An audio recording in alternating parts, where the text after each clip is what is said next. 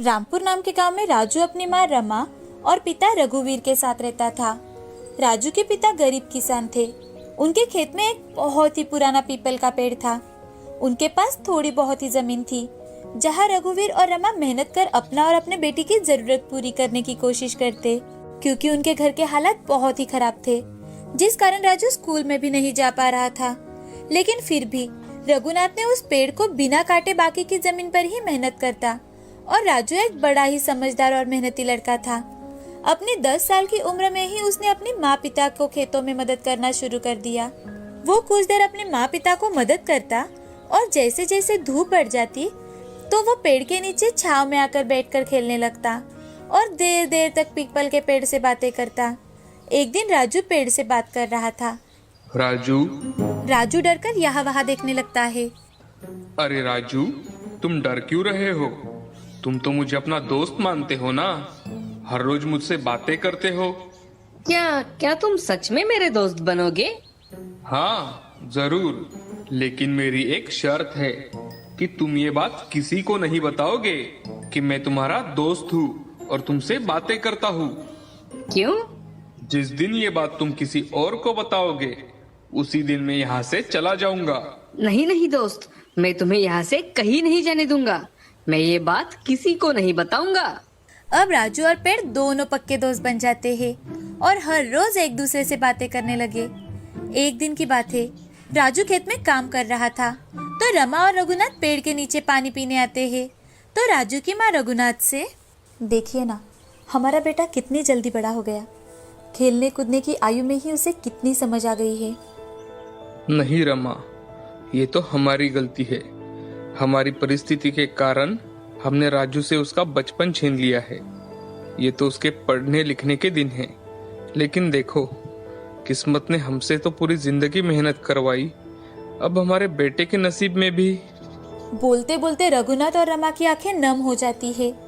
People का पेड़ ये हर रोज देखता था। रघुनाथ, रमा और राजू की परिस्थिति देख पीपल के पेड़ को भी उनकी दया आती थी। एक दिन राजू पीपल के पेड़ की ओर देखकर, मेरे माता पिता इतनी मेहनत करते हैं, लेकिन फिर भी हम इतने गरीब हैं। मुझे भी पढ़ना है, लिखना है। जब मेरे दोस्त स्कूल में जाते हैं तो मुझे भी लगता है कि मैं भी स्कूल जाऊं। तभी उसे हंसने की आवाज सुनाई देती है और पीपल का पेड़, जो सच्ची ईमानदारी से मेहनत करते हैं, भगवान तो उनकी परीक्षा लेते ही है। भगवान को तो मैंने नहीं देखा, क्या आपने देखा है? राजू की बातें सुनकर पेड़ हंसने लगा। राजू, भगवान हर जगह होते हैं। मुझ में भी भगवान है और तुम में भी भगवान है। भगवान हर जगह होते हैं। तो फिर भगवान जी सबको खुशी क्यों नहीं देते? राजू, मेहनत सबको करनी पड़ती है। हर इंसान को हर चीज आसानी से नहीं मिलती। लेकिन मेरे माता पिता तो बहुत मेहनत करते हैं, फिर भी हम गरीब क्यों हैं? अब राजू पेड़ से बातें करते करते वहीं पर सो जाता है। कुछ वक्त बीत जाने के बाद रमा पेड़ के नीचे पानी पीने के लिए आती है और देखती है तो वो जोर जोर से रघुनाथ को आवाज देने लगती है। सुनिए जी, जल्दी आइए, सुनिए, देखिए तो ये राजू के पास।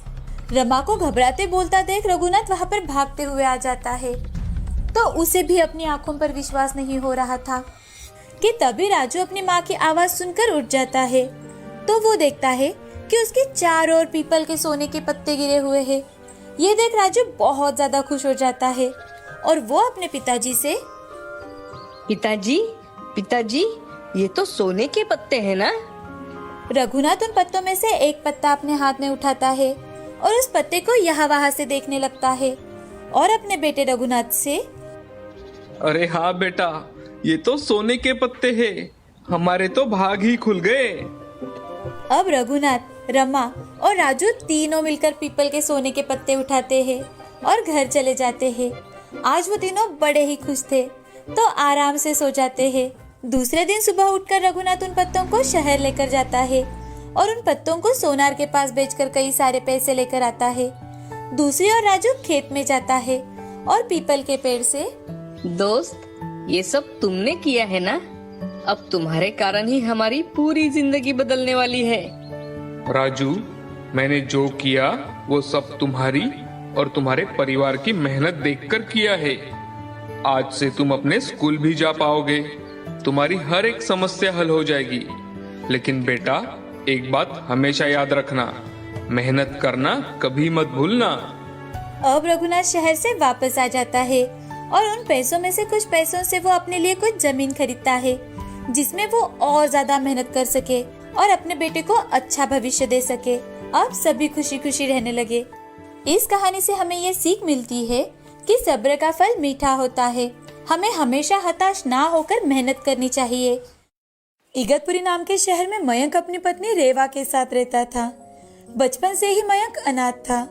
वो लोगों के घर को कलर कराने का काम करता था और उसी में अपना और अपनी पत्नी का गुजारा किया करता था। उसकी आर्थिक स्थिति कुछ ज्यादा अच्छी नहीं थी, जिस कारण मयंक की पत्नी उससे हमेशा ही नाराज रहती थी। मयंक एक ईमानदार और बड़ा ही मेहनती इंसान था, साथ ही बड़ा दयालु इंसान था। अगर कोई उससे मदद मांगता तो वो कभी भी पीछे नहीं हटता था और ये बात रेवा को बिल्कुल पसंद नहीं थी। एक दिन हमेशा की तरह मयंक काम पर निकलता है। तभी रेवा मयंक से, अजी सुनते हो, घर में खाने के लिए कुछ भी नहीं है। काम से आते समय बाजार से कुछ सामान लेकर आना और आज 2 रोटी और चटनी ही दी है, वही समय पर खा लेना। अच्छा ठीक है, मैं आज ही कुछ पैसे एडवांस मांगता हूँ और लौटते समय कुछ सामान ले आऊंगा, ठीक है? हाँ, लेकिन याद से लाना, नहीं तो शाम को भूखे पेट ही सोना पड़ेगा। मयंक काम करने के लिए घर से निकल जाता है। अब वो अपना काम शुरू कर देता है। दोपहर के समय घर का मालिक उससे बात करने के लिए आ जाता है तो मयंक उससे, नमस्ते सर, आज मुझे कुछ पैसे चाहिए थे। अरे भाई, 2 दिन के पहले ही तो तुमने 2000 रुपए लिए थे। अब काम पूरा होने के बाद ही तुम्हें बाकी के पैसे मिलेंगे। सर, 500 रुपए तो दे दीजिए। नहीं नहीं, अब सारा काम खत्म होने के बाद ही पैसे मिलेंगे। ठीक है, जैसा आपको सही लगे। काम करते करते दोपहर हो चुकी थी। अब मयंक रोटी खाने के लिए घर से थोड़ी ही दूर पर एक पेड़ के नीचे जाकर बैठ जाता है और वो सोचने लगता है। तभी मन ही मन, अब अगर मैं शाम के समय कुछ सामान लेकर नहीं गया तो रेवा तो आज बहुत बड़ा बवाल कर देगी। लेकिन आखिर उसका भी सही है, भूखे पेट सोना बड़ा मुश्किल हो जाता है।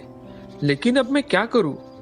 हाँ, मैं एक काम करता हूँ, ये रोटी ऐसे ही रख देता हूँ ताकि रेवा रात के समय पेट भर तो खाना खा सके। कल का कल देख लेंगे। उसे झूठ बोल दूंगा कि मैंने बाहर ही कुछ खा लिया था। मयंक सोच ही रहा था कि तभी वहाँ पर एक साधु आ जाते हैं और साधु मयंक से, बेटे, मैं 2 दिन से भूखा हूँ, मुझे बहुत भूख लगी है, क्या तुम मुझे कुछ खाने को दे सकते हो? साधु के ऐसे कहते ही मयंक को उन पर दया आ जाती है और वो बिना कुछ सोचे ही उन्हें अपने हिस्से की रोटी दे देता है। ये लो बाबा, मेरे पास ये रोटी और चटनी है, आप यही बैठकर खा लीजिए। साधु खाना खाने के लिए वहीं पर बैठ जाते हैं। खाना खाकर साधु मयंक से, बेटा, तुम क्या काम करते हो? मैंने तुम्हारी रोटी तो खा ली, लेकिन मुझे इतनी भूख लगी थी कि मैंने तुम्हारे बारे में सोचा ही नहीं। अब तुम क्या खाओगे बेटा? बाबा, मैं लोगों के घरों को कलर करने का काम करता हूँ, उससे जो थोड़ा बहुत पैसा मिलता है उससे ही मेरा घर चल जाता है। बचपन से ही मैं अनाथ हूँ बाबा, और घर में मेरी पत्नी और मैं दोनों ही हैं। बेटे, उन पैसों में तुम्हारे घर का गुजारा तो होता है ना? साधु की बातें सुनकर मयंक दुखी मन से उनकी ओर देखने लगता है। तभी साधु, कोई बात नहीं बेटा, तुम मुझे एक अच्छे और भले इंसान नजर आते हो। तुमने अपनी भूख के बारे में ना सोचकर मुझे खाना खिलाया है, इसलिए मैं भी तुम्हें कुछ देना चाहता हूँ। ये लो, मैं तुम्हें एक ये जादुई कढ़ाई दे रहा हूँ। तुम इस कढ़ाई से रात के समय जो भी मांगोगे वो तुम्हें मिल जाएगा, और जो भी पकवान तुम बनाना चाहते हो वो इसमें बन जाएगा। तुम्हें सिर्फ एक काम करना होगा, इसे चूल्हे पर रखकर मन में उस पकवान के बारे में सोचना होगा। आज के बाद तुम्हें किसी चीज की कमी नहीं होगी बेटा। ऐसा कहकर साधु वहाँ से चले जाते हैं। साधु जाने के बाद मयंक वहीं पर वो कढ़ाई रख देता है और अपना काम पूरा करने लगता है। शाम के वक्त अपना काम पूरा कर मयंक उस कढ़ाई को लेकर अपने घर लौटता है। उसे देख रेवा, ये क्या, आप ये कढ़ाई क्यों लेकर आए हो? अरे मैंने खाने की चीजें लाने के लिए कहा था, अब क्या आज भी भूखे पेट ही रहना होगा? रेवा की बात पूरी होते ही मयंक रेवा को साधु की कही बात बताता है। वो बात सुनते ही रेवा गुस्से से वो कढ़ाई चूल्हे पर रख देती है। अच्छा, तो ये जादुई कढ़ाई है। अगर इस कढ़ाई को मैं सोने के सिक्के मांगू तो क्या यह कढ़ाई मुझे दे देगी? ऐसा कहकर वो गुस्से गुस्से में ही सो जाती है। दूसरे दिन सुबह उठकर वो सोच में पड़ जाती है कि आखिर अब वो मयंक को खाने में क्या बना कर दे। सोचते सोचते वो चूल्हे पर पानी गर्म करने के लिए जाती है तो कढ़ाई में सोने के सिक्के देखकर चौंक जाती है और मयंक को जोर जोर से आवाज लगाते हुए, सुनिए जी, देखिए तो, देखिए कैसा चमत्कार है ये। अरे ये तो सच में जादुई कढ़ाई है। रात को आपने देखा था ना, मैंने तो गुस्से से ही इसे चूल्हे पर रख दिया था। हाँ रेवा, ये सचमुच की एक जादुई कढ़ाई है। हम इस कढ़ाई की सहायता से हमारे जैसे बहुत से अनाथ लोगों की सेवा कर सकते हैं। मुझे लगता है अनाथ होने के कारण हमने जो दिन बचपन में देखे हैं वो कोई ना देखे। हाँ ठीक है, लेकिन सबसे पहले हम पेट भर खाना और रहने के लिए एक अच्छा सा घर बनाएंगे और उसके बाद सब लोगों की मदद करेंगे। अब मयंक और रेवा जादुई कढ़ाई से पेट भर खाना और रहने के लिए एक साधारण सा घर मांगते हैं, क्योंकि भूख और झोपड़ी में ना सही जाने वाली ठंड, गर्मी और बारिश सब कुछ उन दोनों ने सहा था। अब वो बिना लालच के अनाथ बच्चों की सेवा करते हैं। उन्हें रहने के लिए अच्छा घर, कपड़े, पढ़ाई करने के लिए किताबें और पेट भर कर खाना देते हैं और मेहनत भी करते हैं ताकि उनके मन में कभी भी आलस या फिर लालच ना आ पाए। उसी से उन दोनों को बहुत खुशी मिलती है। अब मयंक और रेवा की जिंदगी में किसी चीज की कोई कमी नहीं थी। वो दोनों खुशी से अपनी जिंदगी जी रहे थे। अब उन्हें अनाथ बच्चों के रूप में कई सारे बच्चे मिल चुके थे जो इन दोनों को माता पिता कहते थे।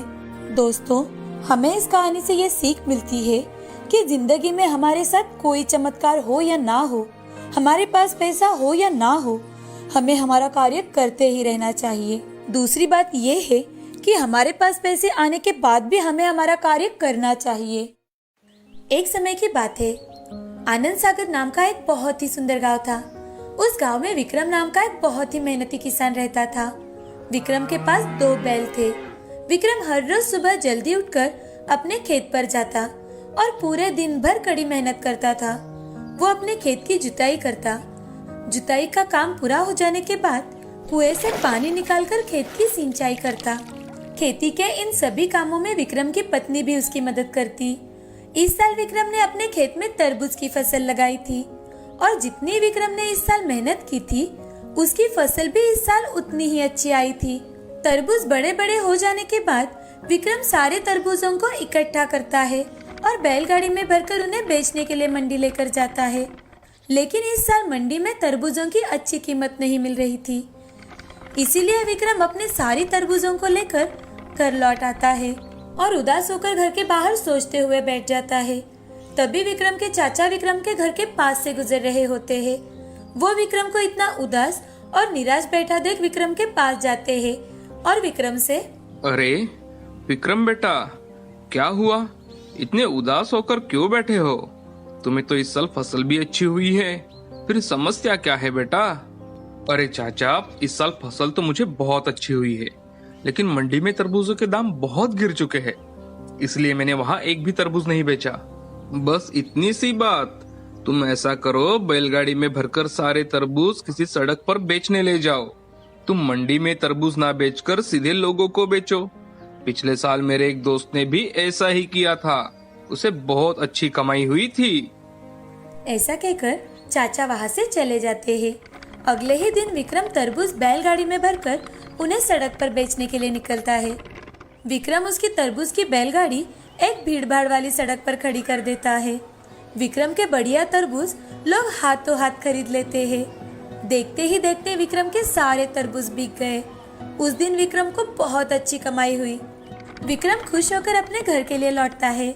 इधर विक्रम के घर के पड़ोस में चंदू नाम का एक बहुत ही आलसी किसान रहता था। विक्रम की अच्छी कमाई हो रही है ये देख चंदू बहुत चौंक जाता है और जब वो विक्रम को पैसों से भरी थाली घर में लेकर जाते हुए देखता है, तब चंदू चुपके से विक्रम की सारी बातें सुन लेता है कि कैसे तरबूज बेचकर विक्रम ने इतने सारे पैसे कमाए हैं। अगले दिन से चंदू भी हल लेकर तरबूज की खेती करने के लिए अपने खेत की तरफ निकलता है। चंदू भी अपने खेती की जुताई करता है और फिर तरबूज के बीज अपने खेत में डालता है। चंदू तरबूजों को जल्दी बड़ा करने के लिए अपने खेत में जमकर केमिकल का इस्तेमाल करता है और इसी तरह उसके खेत के तरबूज जल्दी बड़े हो जाते हैं। चंदू जब एक तरबूज को फोड़कर देखता है तो उसे पता चलता है कि अभी तक तो तरबूज लाल भी नहीं हुए हैं। अरे, ये तरबूज अभी तक लाल ही नहीं हुए, अब मैं क्या करूं? तभी चंदू के दिमाग में एक तरकीब आती है। वो अपने सभी तरबूजों को लेकर घर पहुंचता है और बाजार से तरबूज लाल और मीठे करने वाला केमिकल खरीद लाता है और इंजेक्शन के जरिए सभी तरबूजों को अंदर से लाल कर देता है और सोचता है, अब तो मेरे तरबूज खूब बिकेंगे और मैं भी विक्रम के बराबर पैसा कमा पाऊंगा। ऐसा सोचकर अगले दिन चंदू भी सड़क के किनारे एकदम विक्रम के नजदीक ही अपने तरबूज मात्र 2 रुपए किलो में बेचने बैठ जाता है। लेकिन फिर भी कोई उसके पास से तरबूज खरीदते नहीं। लोग सिर्फ विक्रम के तरबूज खाना ही पसंद करते हैं। आइए भाई साहब, आइए, ताजा मीठे और प्राकृतिक तरीके से लाल तरबूज खाइए। चंदू को यह सब देखकर बहुत गुस्सा आता है कि कोई उसके पास तरबूज खरीदने के लिए नहीं आ रहा। वो सोचता है, मुझे किसी भी तरह इस विक्रम के बच्चे को ठिकाने लगाना ही पड़ेगा। आज रात में विक्रम के सारे पैसे ही चुरा लूंगा। उस रात चंदू चुपके से विक्रम के घर में खिड़की से झांककर देखता है तो उस वक्त विक्रम पैसे गिनकर संदूक में रख रहा होता है। जब विक्रम और उसकी पत्नी सो जाते हैं तो चंदू चुपके से उनके घर में जाता है और पूरी संदूक उठाकर भाग जाता है।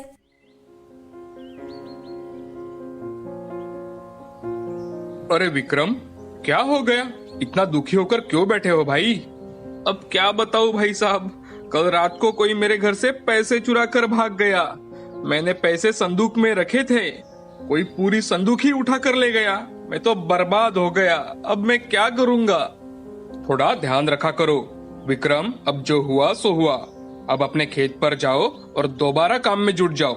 ईश्वर तुम्हारी जरूर मदद करेगा। बेचारा विक्रम निराश और हताश होकर अपने खेत की तरफ जाता है। जब विक्रम अपने खेत में आ पहुंचता है तब उसे बहुत ही बड़ा और चमकीला तरबूज दिखाई देता है।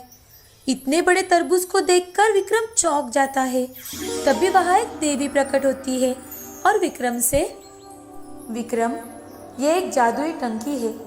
मैंने देखा है कि तुम अपनी फसल उगाने के लिए बहुत मेहनत करते हो। मेरी तरफ से ये तुम्हारे लिए एक इनाम है। ये लो, ये एक जादुई छड़ी है। जब भी तुम इस छड़ी को टंकी पर 3 बार मारोगे तो ये टंकी जूस से भर जाएगी। और एक बात हमेशा याद रखना, टंकी भरने के बाद इसे एक काले कपड़े से ढक देना, तभी इसका जूस बनना बंद हो जाएगा, वरना ये बढ़ता ही रहेगा।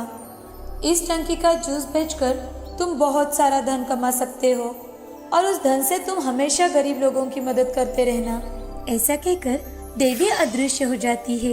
विक्रम उस टंकी को उठाकर अपने घर पर आता है और अपनी पत्नी को सारी बात बताता है। अरे भाग्यवान, तुम्हें पता है देवी माँ ने मेरे मेहनत के इनाम के लिए मुझे ये जादुई टंकी दी है। ये टंकी जूस देती है, जूस। जैसे ही इस छड़ी को इस टंकी पर 3 बार मारा तो ये टंकी जूस से भर जाती है। विक्रम अपने पत्नी को सब कुछ करके दिखाता है और उस पर एक काला कपड़ा डालकर उसे रख देता है। अगले दिन से विक्रम लोगों को तरबूज का जूस पिलाने का काम करता है। और लीजिए भाई साहब, तरबूज का जूस सेहत के लिए बहुत फायदेमंद होता है। जल्द ही विक्रम के पास तरबूज का जूस पीने वालों की भीड़ लगने लगती है। जादुई टंकी से विक्रम की खूब कमाई होती थी। विक्रम अब बहुत ही जल्दी अपने लिए एक बड़ा घर बना लेता है। इधर चंदू विक्रम की सफलता देखकर बहुत दुखी होता है और फिर से विक्रम के घर जाकर चुपके से विक्रम और उसकी पत्नी की बातें सुनता है। भाग्यवान, जादुई टंकी की मदद से हम इतने अमीर हो पाए हैं। अगर ये टंकी हमें नहीं मिलती तो आज भी हम गरीब ही रहते थे। इधर चंदू चुपकर विक्रम की सारी बातें सुन लेता है। जब रात हो जाती है तो राघव जादुई टंकी चुराने की सोचता है। अगर मैं इस विक्रम की जादुई टंकी को चुरा लूं तो मैं भी बहुत अमीर बन जाऊंगा। हाँ, और इस टंकी को लेकर मैं यहाँ से बहुत दूर किसी गांव में चला जाऊंगा ताकि मेरा पता किसी को ना चले। चंदू आहिस्ता आहिस्ता चोरी छुपे विक्रम के घर में घुस जाता है और विक्रम की जादुई टंकी और छड़ी लेकर भाग जाता है। टंकी को किसी दूर गांव में ले जाने के लिए चंदू टंकी को नाव में रख लेता है और नाव से नदी पार करने लगता है। तभी उसके मन में ख्याल आता है, अब मैं भी इस जादुई टंकी का थोड़ा सा जूस टेस्ट ही कर लेता हूँ। चंदू को टंकी में जूस कैसे लाना है ये तो पता था, लेकिन उस जूस को कैसे बंद करना है ये पता नहीं था।